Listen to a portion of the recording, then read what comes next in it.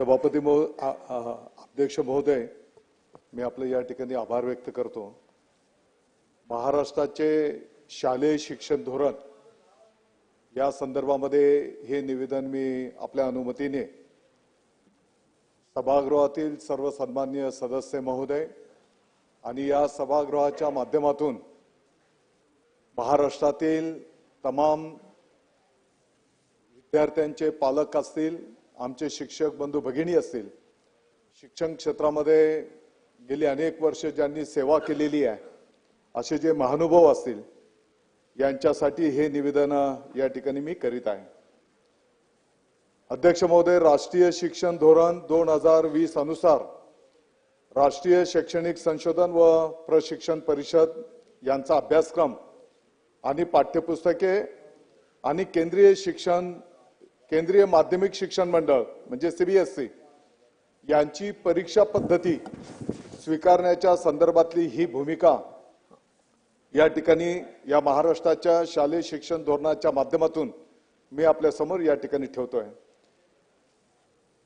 अध्यक्ष महोदय, हे धोरण या ठिकाणी मांडत असताना मी महाराष्ट्रातील तमाम विद्यार्थ्यांचे पालक आणि शिक्षक बंधू भगिनी यांचा आभार व्यक्त करतो, कारण आमच्याकडून कळत न कळत या संदर्भातली संपूर्ण माहिती जनतेपर्यंत त्या काळामध्ये पोहोचवली गेली नाही आणि एक छोटासा विषय कुठे आला आणि त्या माध्यमातून संपूर्ण राज्यामध्ये या संदर्भातली जी चर्चा झाली, असं असताना सुद्धा जी काही माहिती उपलब्ध होती त्या माहितीच्या आधारावर संपूर्ण महाराष्ट्रातल्या पाल्यांचे जे काही पालक आहेत त्यांनी आणि शिक्षक बंधू भगिनींनी आणि अनेक शिक्षण तज्ञांनी या महाराष्ट्राच्या शालेय शिक्षण धोरणाचं स्वागत केलं आणि मला विश्वास आहे की यांच्या जोरावरच, यांच्या पाठबळावरच, यांच्या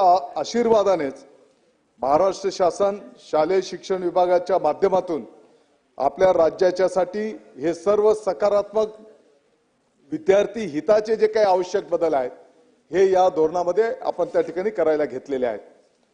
अध्यक्ष महोदय, महाराष्ट्र राज्य मंडळाची जी काही पाठ्यपुस्तकं आहेत ते बालभारती मार्फत बनवली जातात आणि यापुढेही राष्ट्रीय शैक्षणिक संशोधन व प्रशिक्षण परिषद यांनी बनवलेली पाठ्यपुस्तके बालभारती हे तज्ञ समितीच्या माध्यमातून तपासून घेत असते आणि राज्यासाठी स्वतःची पाठ्यपुस्तके आवश्यक ते सर्व बदल करून बनविण्यात येत असतात आणि तीच पद्धती यापुढे सुद्धा संपूर्ण महाराष्ट्रामध्ये कार्यरत असणार आहे। राष्ट्रीय शिक्षण धोरण 2020 मध्ये अपेक्षित कौशल्य विद्यार्थ्यांमध्ये यापूर्वीच्या काळामध्ये म्हणजे चांगले बदल आपण त्या ठिकाणी याच्यामध्ये कन्सिडर करतो आहोत। नुसतं घोकमपट्टीवर न जाता ही जी काही परीक्षा पद्धत आणि घोकमपट्टीवरच आधारित परीक्षा पद्धती न ठेवता केंद्रीय माध्यमिक शिक्षण मंडळाची, जेणेकरून विद्यार्थ्यांना अगदी आनंददायी शिक्षणाचा जो काही पाया आहे, हसत खेळत शिक्षण त्यांना मिळालं पाहिजे आणि जगाच्या पाठीवरचं जे काही आधुनिक ज्ञान आहे टप्प्याटप्प्याने त्या विद्यार्थ्यांना मिळालं पाहिजे, या दृष्टिकोनातून आवश्यक ते बदल करून त्याच्यामध्ये सुधारणा करून त्याची अंमलबजावणी करण्यात येणार आहे। अध्यक्ष महोदय, 2020 चा स्वीकार करून महाराष्ट्राने 24 जून राष्ट्रीय शिक्षण धोरण 24 जून 2022 रोजीच या संदर्भातला शासन निर्णय त्या ठिकाणी निर्गमित केलेला आहे। त्यानंतर तज्ञांच्या समितींच्या मदतीने राज्यातील शैक्षणिक पार्श्वभूमी व राज्याच्या गरजा विचारात घेऊन राज्य अभ्यासक्रम आराखड्याची निर्मिती करण्यात आली आणि पायाभूत स्तर अभ्यासक्रम पाठ्यक्रमाची निर्मिती त्या ठिकाणी करण्यात आलेली आहे। अध्यक्ष महोदय, सर्व मसुदे SCERTच्या संकेतस्थळावर ठेवून जनतेच्या प्रतिक्रिया घेण्यात आल्या, त्यानुसार दोन्ही आराखडा मसुदे अंतिम करण्यात आले व त्यास राज्यस्तरीय सुकाणू समितीची मान्यता 9/9/2024 ला मिळालेली आहे। राज्य अभ्यासक्रम आराखडा पायाभूत स्तराचा आक्षेप व सूचनांच्यासाठी 20/10/2023 ते 4/11/2023 या कालावधीमध्ये ठेवण्यात आलेला होता आणि साधारणपणे 2843 प्रतिक्रिया आल्या। पायाभूत शिक्षणाच्या अभ्यासक्रमाचा आक्षेप व सूचनांच्यासाठी 17/2/2024 ते 3/3/2024 असा कालावधी ठेवण्यात आलेला होता। यासाठी 275 प्रतिक्रिया आल्या।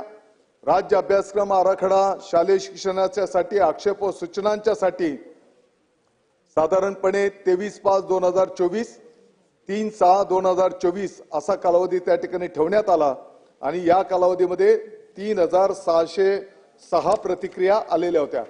सांगायचं तात्पर्य असं आहे की महाराष्ट्रातील तमाम शिक्षक बंधू भगिनी असतील, पालक असतील, या क्षेत्रातले जे काही महानुभाव असतील, या सर्वांचं मनोगत त्या ठिकाणी घेण्यात आलेलं होतं आणि राज्य अभ्यासक्रम आराखडा मसुद्यास मंजुरी देण्यापूर्वी तत्कालीन मंत्री महोदय शालेय शिक्षण यांनी विविध शिक्षक संघटना प्रतिनिधींसोबत चर्चा केली होती। तज्ञ समितींच्या मदतीने पायाभूत स्तरांच्यासाठी म्हणजे बालवाटिका 1, 2, 3 व इयत्ता पहिली व दुसरी अभ्यासक्रम पाठ्यक्रम निर्मिती करण्यात आलेली होती व अंतिम आराखड्यास राज्यस्तरीय सुकाणू समितीने त्या ठिकाणी मान्यता दिलेली आहे। अध्यक्ष महोदय, आपण सीबीएसई पॅटर्न म्हणजे सर्वसामान्य नागरिकांना ग्रामीण भागातले जे काही आमचे पालक आहेत, सर्वसाधारणपणे पालकांची जी मानसिकता आहे की सीबीएसई पॅटर्न कडे त्यांचा एक ओढा दिसतो। सीबीएसई पॅटर्न त्या ठिकाणी लोकांना असं वाटतं की याच्यामध्ये आमचे मुलं जर गेले तर त्यांना चांगलं उज्ज्वल भविष्य आहे आणि म्हणून याच्यातले काय चांगले वैशिष्ट्य आहेत तर याच्यामध्ये पाठांतरापेक्षा संकल्पनाच्या समजुतीवर अधिक लक्ष दिले जाते। त्यामुळे विद्यार्थ्यांना व्यावहारिक ज्ञान कळतंय। त्याच्यासोबतच विद्यार्थ्यांच्या सततच्या प्रगतीवर लक्ष ठेवले जाते। केवळ अंतिम परीक्षांवर भर न देता प्रकल्प, उपक्रम आणि इतर मूल्यांकन या तंत्राचा समावेश या ठिकाणी केला जातो। साधारणपणे राज्य, देश आणि जगाच्या पातळीवरचं ज्ञान त्या ठिकाणी टप्प्याटप्प्याने इयत्ता वाईज विद्यार्थ्यांना या माध्यमातून मिळत असतं। अध्यक्ष महोदय, आपली जी मुलं आहेत भविष्यामध्ये स्पर्धा परीक्षांच्या उपयुक्त सीबीएसई जो काही अभ्यासक्रम असतो त्याच्यामध्ये JEE असेल, नीट असेल, UPSC सारख्या राष्ट्रीय स्तरावरील स्पर्धा परीक्षा असतील, यासाठी सुद्धा हा पॅटर्न त्या ठिकाणी फायदेशीर ठरत असतो। त्याच्यासोबतच सॉफ्ट स्किल आणि समुपदेशनावर भर विद्यार्थ्यांच्या वैयक्तिक विकासावर लक्ष केंद्रित केले जाते। त्यांना संवाद कौशल्य, नेतृत्व गुण, सृजनशीलता आणि तणाव व्यवस्थापन शिकवले जाते आणि म्हणून सर्वसाधारणपणे त्या विद्यार्थ्यांच्या भविष्याच्या दृष्टिकोनातून हे चांगले मुद्दे या पॅटर्नच्या माध्यमातून जे काही आहेत हे चांगले मुद्दे आपण आपल्या शिक्षण पद्धतीमध्ये घेऊन एक नवीन महाराष्ट्राचं शालेय शिक्षण धोरण त्या ठिकाणी करायला घेतो आहोत। याचं अंमलबजावणी कशी होणार तर अध्यक्ष महोदय, 2025 म्हणजे येणाऱ्या जून महिन्यामध्ये जे काही शैक्षणिक वर्ष सुरू होणार आहे तर या वर्षाला इयत्ता पहिली याच्यामध्ये हे महाराष्ट्राचं शालेय शिक्षण धोरणाची अंमलबजावणी त्या ठिकाणी केली जाईल। 2026 मध्ये दुसरी, तिसरी, चौथी आणि 6वी या 4 वर्गांच्या साठीचा त्या ठिकाणी या पॅटर्न प्रमाणे कामकाज सुरू होईल। 2027 मध्ये 5वी, 7वी, 9वी आणि 11वी आणि त्याच पद्धतीने 2028 मध्ये 8वी, 10वी आणि 12वी म्हणजे टप्प्याटप्प्याने या सर्व विद्यार्थ्यांना हे शालेय शिक्षण त्या ठिकाणी उपलब्ध झालं पाहिजे। आतापर्यंत त्याचा केलेला प्रवास हा मराठी माध्यमातून होत असताना त्याच्यामध्ये काही थोडेफार जे चांगले बदल आपण स्वीकारणार आहोत त्या बदलांप्रमाणे त्याचं शिक्षण सुद्धा डिस्टर्ब व्हायला नको आणि हे धोरण स्वीकारत असताना आमचा जो स्टाफ आहे, शिक्षक बंधू भगिनी आहेत, हे सुद्धा प्रशिक्षित झाले पाहिजे आणि म्हणून त्याच्यासाठी लागणारं आवश्यक ट्रेनिंग हे आपण ह्या वर्षाच्या पासून टप्प्याटप्प्याने सर्व विद्यार्थ्यांना, शिक्षक बांधवांना त्या ठिकाणी उपलब्ध करून देणार आहोत। अध्यक्ष महोदय, महाराष्ट्राला उज्ज्वल शैक्षणिक परंपरा आहे. त्यामुळे आपल्या राज्याचं अस्तित्व दाखवणारे राज्य मंडळ बंद करण्याचा यामध्ये कोणताही विचार नाही. या उलट राज्य मंडळ या सर्व उपक्रमांमुळे अधिक सक्षम होईल. जे 21व्या शतकातील गुणवैशिष्ट्ये विद्यार्थ्यांमध्ये आणण्यामध्ये निश्चितच मदत होईल. राज्यातील 10वी आणि 12वी परीक्षा आयोजनाची जबाबदारी सुद्धा प्रचलित पद्धतीनुसार राज्य मंडळाकडे त्या ठिकाणी असणार आहे. राज्य मंडळाचंही अस्तित्व कायम असणारमुळे पालकांनी आपल्या पल्ल्यास कोणत्या बोर्डातून शिक्षण घ्यावे किंवा कोणत्या शाळेत प्रवेश घ्यावा या संदर्भामध्ये कोणतेही बंधन त्या ठिकाणी पालकांवर असणार नाही. अध्यक्ष महोदय, महाराष्ट्राला संत समाज सुधारकांची मोठी परंपरा आहे. नवीन अभ्यासक्रमात महाराष्ट्राची संस्कृती, परंपरा, संत समाज सुधारक, ऐतिहासिक व्यक्तिरेखा इत्यादी सर्व बाबींना इतिहास, भूगोल, भाषा विषय इत्यादी सर्व संबंधित विषयांमध्ये प्राधान्य देण्यात येणार आहे. आणि म्हणून SCF आणि SE मध्ये सदर बाब स्पष्टपणे नमूद करण्यात आलेली आहे. महाराष्ट्र राज्यातील सर्व परीक्षा मंडळांचे अभ्यासक्रम असलेल्या सर्व माध्यमांच्या शासकीय व खाजगी व्यवस्थापनाच्या सर्व शाळांमध्ये मराठी भाषेचे अध्यापन व अध्ययन अनिवार्य करण्यात आलेले आहे. त्यामुळे मराठी भाषा विषयाचे महत्त्व कुठेही कमी होत नाही. अभिजात दर्जा मिळालेल्या आपल्या मराठी भाषेला भगिनी असतील ते सुद्धा त्या मराठी भाषेचेच गुणवत्ता घेऊन गेलेले शिक्षक असले पाहिजे, हे पण त्या ठिकाणी नमूद केलं जाणार आहे. गुणवत्तापूर्ण शिक्षणासाठी आवश्यक बाबी, पुरेशा भौतिक सुविधा, पुरेशी शिक्षक संख्या, अशैक्षणिक कामांचा बोजा आणि त्यांच्या अनेक समस्यांची सोडवणूक करण्यासाठी विविध उपाययोजना शासन स्तरावरून करण्यात येत आहेत. शैक्षणिक व अशैक्षणिक कामांच्या वर्गीकरणाबाबत शासन निर्णय 23/8/2024 रोजी निर्गमित करण्यात आलेला आहे. अशैक्षणिक कामांचा ताण कमी करून शैक्षणिक काम शिक्षकांकडून केले जाईल अशा सूचना आणि आणखी काही सुधारणा केल्या जात आहेत. शिक्षक भरतीच्यासाठी स्वतंत्र पवित्र प्रणाली सुरू करण्यात आलेली असून त्यातून हजारो शिक्षकांची भरती करण्यात येत आहे. यापूर्वी पण करण्यात आली आणि आता दुसरा टप्पा त्या ठिकाणी कार्यान्वित होतो आहे. अनेक नाविन्यपूर्ण प्रशिक्षणे, तंत्रज्ञानाची जोड व निपुण महाराष्ट्र सारखे अभियानही या माध्यमातून सुरू करण्यात येत आहे. अध्यक्ष महोदय, ही वस्तुस्थिती आहे की शाळेंच्या मग भौतिक ज्या सुविधा आहेत, पिण्याचं पाणी असेल, स्वच्छतागृह असतील, शाळेच्या इमारती असतील, क्रीडांगण असेल, कुंपण असेल, या संदर्भामध्ये राज्य शासनाच्या माध्यमातून एक आराखडा तयार केला जातो आहे आणि येणाऱ्या काळामध्ये आपल्याला दिसून येईल की या सर्व ज्या भौतिक सुविधा आवश्यक आहेत त्या सुविधा आपल्या सर्व शासकीय शाळांमध्ये त्या ठिकाणी उपलब्ध करून दिल्या जातील. अध्यक्ष महोदय, आपल्या या माध्यमातून मी महाराष्ट्रातील तमाम नागरिकांना अतिशय नम्रतेने आश्वस्त करू इच्छितो.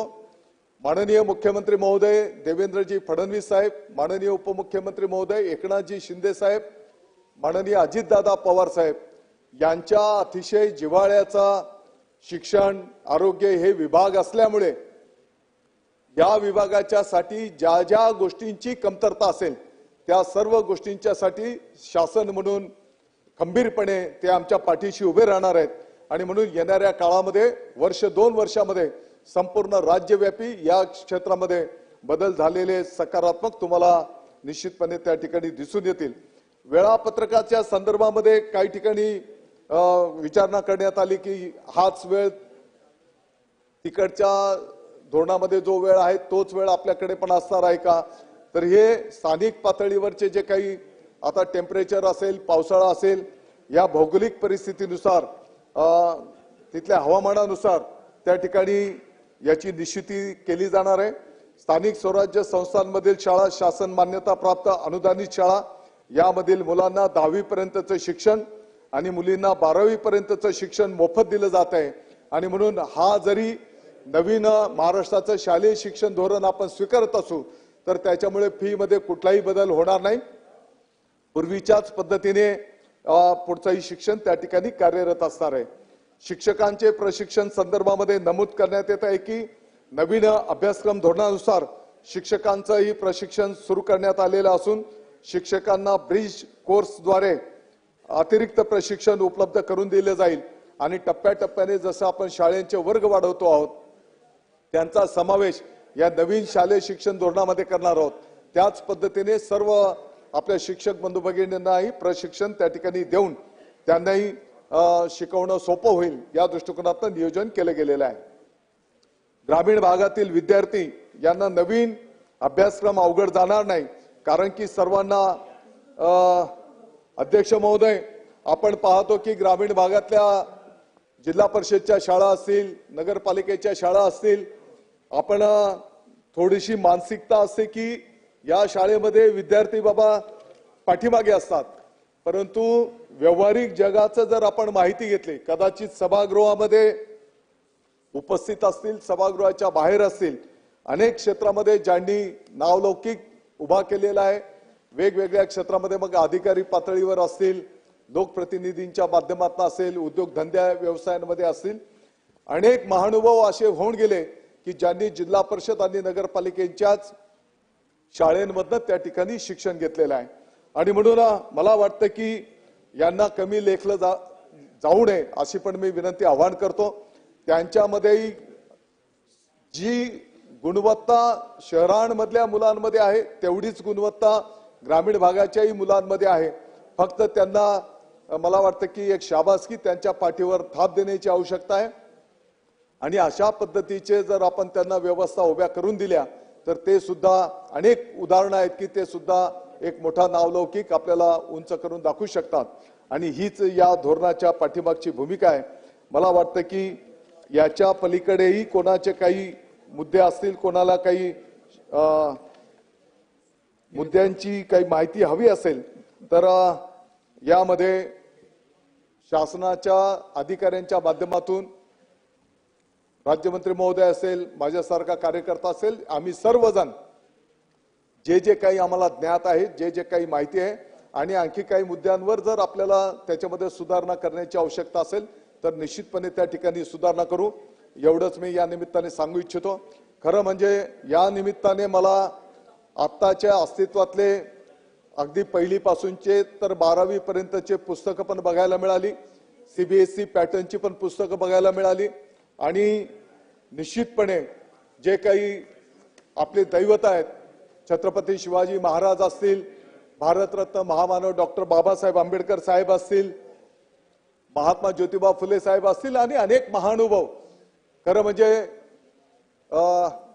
त्यांना जेवढ्या स्थान या अभ्यासक्रमांमध्ये द्यायला पाहिजे होतं, कदाचित हे बोलणं उचित होणार नाही, परंतु तेवढं स्थान दिलं गेलेलं नाही आणि म्हणून येणाऱ्या काळामध्ये या सर्व गोष्टी लक्षात घेऊन अनेक तज्ञांचं मार्गदर्शन घेऊन हा जो काही नवीन आपण महाराष्ट्र राज्याचं शालेय शिक्षण धोरण आणू इच्छितो आहोत त्याच्यामध्ये या सर्व गोष्टींचा समावेश केला जाईल। त्याच्या पाठीमागची भूमिका एवढीच आहे की 11वी 12वीच्या नंतर जे काही JEE असेल, नीट असेल, UPSCच्या परीक्षा असतील, या स्पर्धेमध्ये आपल्या माध्यमातून गेलेल्या विद्यार्थ्यांना थोड्या परीक्षा जड जातात, अशा प्रकारचा एक कानोसा संपूर्ण महाराष्ट्रातनं होता आणि म्हणून त्या विद्यार्थ्यांचा सुद्धा या धोरणाचा समावेश केल्याच्या नंतर त्यांना सोप्या पद्धतीने पुढे जाता येईल आणि आपण पाहतो की सीबीएसई पॅटर्नच्या नावाने अनेक पालकांना जो काही मोठा आर्थिक भुर्दंड लागतो, मला वाटतं की या सोयी सुविधा, याच पद्धतीचं शिक्षण जे आपल्या इतिहासामध्ये ज्याची स्थानिक पातळीवरचा इतिहास, स्थानिक पातळीवरचा भूगोल, आपली मराठी भाषा याच्यामध्ये कुठलंही कॉम्प्रोमाइज केलं जाणार नाही, याचे सर्वस्वी अधिकार आपल्या राज्याला आहेत आणि म्हणून कोणी गैरसमज करून घेऊ नये एवढीच विनंती या निमित्ताने करतो। अध्यक्ष महोदय, आपण हे निवेदन करण्यासाठी वेळ दिला आणि या माध्यमातून सन्माननीय सदस्य महाराष्ट्रातील शरदजी सोनवणे बंधू भगिनींच्या पालकांच्या ज्या काही या दूर होतील असा मी विश्वास व्यक्त करतो। मंत्री महोदयांनी सांगितलेलं आहे कोणाच्या काही अडचण असेल तर आमच्यापर्यंत यावं.